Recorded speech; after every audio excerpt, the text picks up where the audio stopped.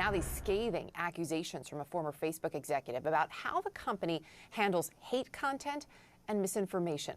The whistleblower, Frances Hauge, is a former product manager at Facebook. She's set to testify before Congress tomorrow on how she says the company put profits over public safety. Hauge telling CBS's 60 Minutes that Facebook knows its platform is being used to spread hate and encourage violence. But when given the choice between the public good and the company's bottom line, Facebook looked after its own interests. One of the consequences of how Facebook is picking out that content today is that it is optimizing for content that gets engagement or reaction. But its own research is showing that content that is hateful, that is divisive, that is polarizing, it's easier to inspire people to anger than it is to other emotions. Facebook has realized that if they change the algorithm to be safer, people will spend less time on the site, they'll click on less ads, they'll make less money. Wow, it's the bottom line. Haugen also accused Facebook of contributing to the climate that led to the January 6th attack on the Capitol. Why? She says that after the 2020 election, the company reversed some of its own safeguards against election disinformation. They told us we're dissolving civic integrity. Like they basically said, oh good, we made it through the election. There wasn't riots. We can get rid of civic integrity now. Fast forward a couple months, we got the insurrection. And when they got rid of civic integrity, it was the moment where I was like, I don't trust that they're willing to actually invest what needs to be invested to keep Facebook from being dangerous. As soon as the election was over, they turned them back off, or they changed the settings back to what they were before to prioritize growth over safety. And that really feels like a betrayal of democracy to me. Growth over safety. CNN chief media correspondent Brian Stelter has been following this story. And Brian, you know, this is really the latest in a series with Facebook, right? Where they know about the damage, the disinformation being shared online, and don't do anything about it, or in this case, it seems, hid that information. And that's why there are so many comparisons this morning to big tobacco, to decades ago when big tobacco companies were revealed to have known their products were addictive and deadly. Now, of course, Facebook rejects those comparisons, but they're going to keep coming up because the whistleblower is testifying before a Senate subcommittee tomorrow. So she will be speaking out on Capitol Hill, and she's already lined up a chance to testify in the United Kingdom as well. So what we have in this situation is an insider saying what so many of Facebook's outside critics have been saying for years. Now you have someone who was on the inside, who was working as a product manager, working on misinformation, trying to combat Facebook's problems. She came to conclude that Facebook was not going to do so, that the situation was getting worse. And as you see on screen there, her lawyers have filed 8 complaints, at least 8 complaints, with the SEC, of course, the government agency that regulates the financial markets. So what she is charging is that what Facebook says in public is a lie compared to what she knows in private. She's also the person who leaked all those documents to the Wall Street Journal and provided all this evidence that Facebook knows about the flaws of its platforms. Now, I interviewed Nick Clegg yesterday. He's one of the top spokespeople for Facebook.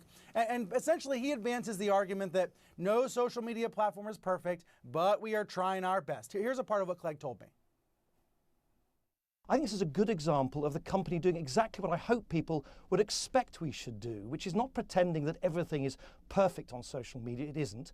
Researching where there are the minority of instances where it's not working out right for people, and then trying to fix it as much as we can on our own apps. So what you hear there is Clegg saying, you know, most people have a good experience on Facebook and Instagram. And for the people who don't, we're trying to improve that. We're trying to fix that. I think the broader question, though, is when there's a product so addictive that's warping our brains and minds, that is used by billions of people, is it bigger than anyone can control? Has the monster become too big for Facebook to control? It's an important question. Brian Stelter, appreciate it as always. Joining us now is Lisa Banks. She's an employment and whistleblower attorney who has represented several high-profile clients, including Stephen Sund, the former Capitol Police Chief, and former HHS whistleblower Dr. Rick Bright. Lisa, it's good to have you with us this morning. Based on your experience, what happens next here? Well, I think the whistleblower will continue to expose what she perceives to be wrongdoing, and she'll do that to Congress. She'll do that through the SEC, and will continue in all likelihood, to continue doing it through the media as well. Did Facebook, a big picture here, by having this information internally and not sharing it, you know, including with filings with the SEC, I mean, did Facebook break any laws here?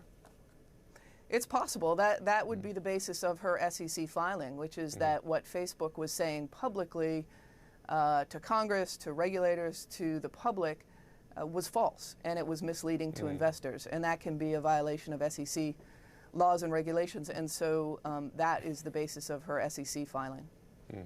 We know there are a number of filings to the SEC, as you pointed out, we just talked about. She is set to testify before Congress tomorrow.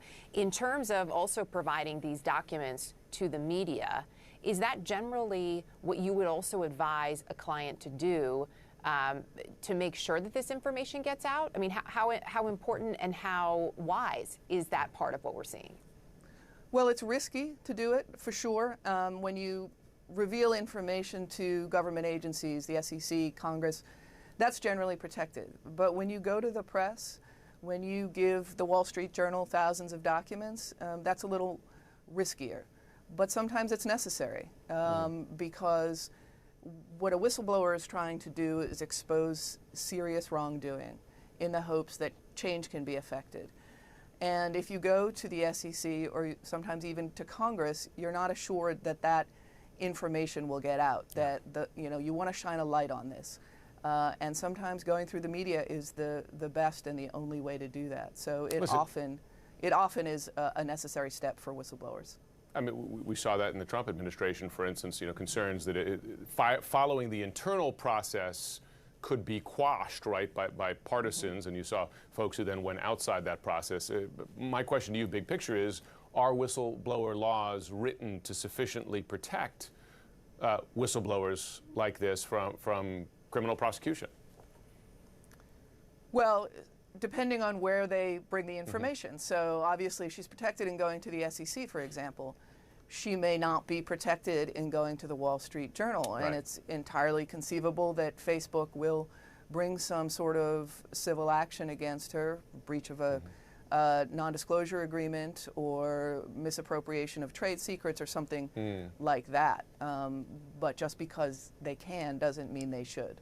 Right. They may make their own judgment about public profile, public relations on that issue beyond the law. Lisa Banks, so good to have you on. Thank you very much.